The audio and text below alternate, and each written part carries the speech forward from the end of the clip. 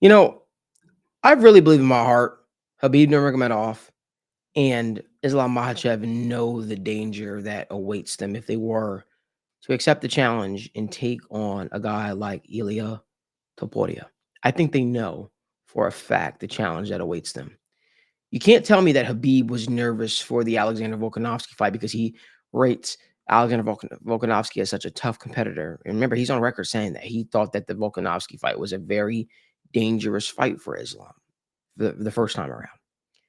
Um, you can't tell me with a straight face that he believes that Volk was such a tough challenge and posed such a big threat to Islam, but he doesn't feel the same about Ilia Topuria, a guy who dismantled, knocked out Alexander Volkanovski, knocked out Max Holloway, and was the first man to knock out Max Holloway. There's no way that he doesn't feel that same threat, especially seeing what Marab Davashvili, another Georgian fighter, did to literally his cousin, Umar Nurmagomedov. They literally tested the Dagestani legendary cardio in 1 out. They tested the Dagestani wrestling in 1 out. And to be quite frank with you, Marab made Umar look very, very bad in that fight towards the end. He showed that his pace, his pressure, his cardio could withstand it. And Marab was a little bit more reserved. I would say Ilya was a little bit more brash, saying that, hey, Georgian wrestling, which is Ilya's base. People think it's boxing because he knocks all these guys out, but it's actually wrestling. Jiu-jitsu is top notch. He says, our style of wrestling is better than Dagestani, and I'll prove it. Put me in there against Islam Makhachev. I'll ask Islam what his favorite submission is. I'll take him to the corner on which his coach Habib is in, and I'll submit him with that exact submission. That's cold. That's ice cold. But to me, I don't think that's cocky. I think that is honesty. I think that's him being brutally honest. This is a guy in Ilia Topuria that has done everything that he said he would do in this sport so far. He said he would knock out Max Holloway. You didn't believe him. He said he would knock out Alexander Volkanovski. You said he wouldn't believe him. You didn't believe him. He's told you he would become the featherweight champion. You didn't believe him. And now he's telling you, I'm moving up to lightweight. I'm so serious, I'll vacate the belt, let Volkanovski and those guys have a fighting chance at the featherweight championship again. And if given the opportunity, I will finish, not just beat, I will finish Islam Makhachev. Now, here's the issue that I have. On record, a few months back, Islam Makhachev took on an up-and-coming fighter, albeit was not ready for a title shot by any means, and Renato Moicano. And after that fight, Islam said, and I quote, "It doesn't matter who you are. I'm the champion of this division, of course, brother. If you can make 155, I'll fight you. Doesn't matter who it is. I'll fight anybody."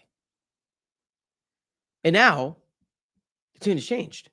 It's Ilia Topuria needs to prove himself. He needs to beat a fighter in the top 5. Well, here's the problem with that. Every fighter in the top 5 of the lightweight division is either on their way out or they think that they deserve the next title shot. So they're saying, hey, I'm not fighting unless it's for a title. You got Justin Gaethje, who got knocked out by Max Holloway, and then Max Holloway got knocked out by Ilia Topuria. So by default, even though MMA math doesn't always make sense, I don't feel like Topuria needs to fight a Justin Gaethje, because I think we all kind of know how that fight would go. And if we don't know how that fight would go, I got news for you. Ilia Topuria would win that fight. Then you have a guy like Charles Oliveira, who had an opportunity to fight for the belt, got cut late in sparring, withdraws. That fight doesn't happen. Okay. So now he's saying, after a victory against a Michael Chandler, hey, I should be next for the title. Then you have the newest up-and-comer, albeit he's not in the top 5 just yet, but Paddy Pimblett saying, you know what? No, guys. I should be next in line for either a really big fight like against a Charles Oliveira or a championship fight. Charles Oliveira saying, hey, I like Paddy. Paddy's cool. I'm not fighting Paddy. I'm only fighting for the belt. You see the dilemma that we're in right now? Then you got Arman Sarukian saying, you know what? No. I had a fight scheduled with Islam. I had a back injury or something came up, even though the doctors cleared him from everything. I should be next in line because I worked my way.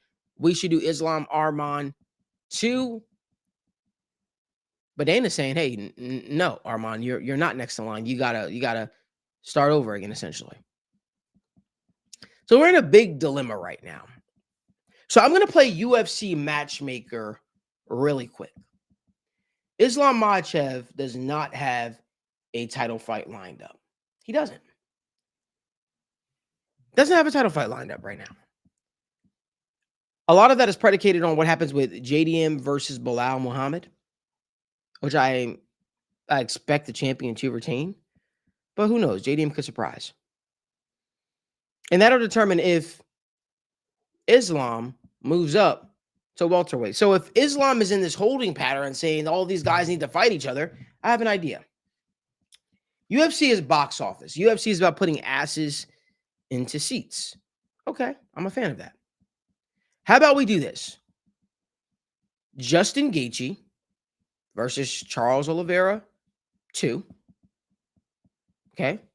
And then we take, if Islam wants to wait or move up, you could either put an interim title tag on that, or which I'm pretty sure at this point, Justin Gaethje's not interested in fighting for interim titles. He's done that such a bunch. Or you take Islam and Paddy, the new age of lightweights who people would be excited for. And we know the story with them. We know the history there. You take you take Ilia, and you have Ilia take on Paddy Pimblett for the interim UFC lightweight championship. And then you might be asking yourself, well, Malik, where does Arman Tsarukyan fit in that? To be quite honest with you, I don't know where Arman Tsarukyan fits in that. But here's a fight that I think makes sense since we're doing redos.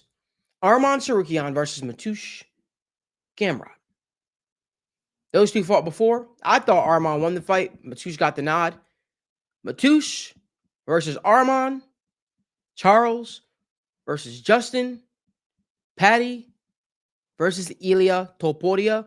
And if Islam chooses to move up or take this stance that nobody can fight, it needs to be for an interim belt. Here's my thought process on something I feel very, very firm about. Ilia Topuria's next fight should be for a belt, whether it's the interim or the real thing. There's no way conceivably where you are the featherweight champion of the world. You have just knocked out Max Holloway, Alexander Volkanovski, and I'll be it. If you fought Diego Lopez, you probably would have knocked him out too. There's no way in the world that guy has to prove himself. There's no way in the world that guy has to fight a contender's fight. He gave up his belt at featherweight. He didn't want to hold up the division. He was honorable. He was respectful. And don't hit me with, oh, you got to earn it. Conor McGregor didn't earn it. Conor McGregor never defended the featherweight belt. He moved up instantly. Ilia should be next in line for the lightweight championship. We've seen Justin fight for the belt. We've seen Charles fight for the belt. We haven't seen Paddy fight for the belt. Arman, you had your shot. You blew it. Paddy needs one more fight before I feel like he's next in line for a championship. He needs a fight against a big name, but if no big name is willing to give it to him and Islam is in this holding pattern for the lightweight division, screw it. Give Paddy Ilia for the interim lightweight belt. But Ilia Topuria's next fight should have a title tag next to it.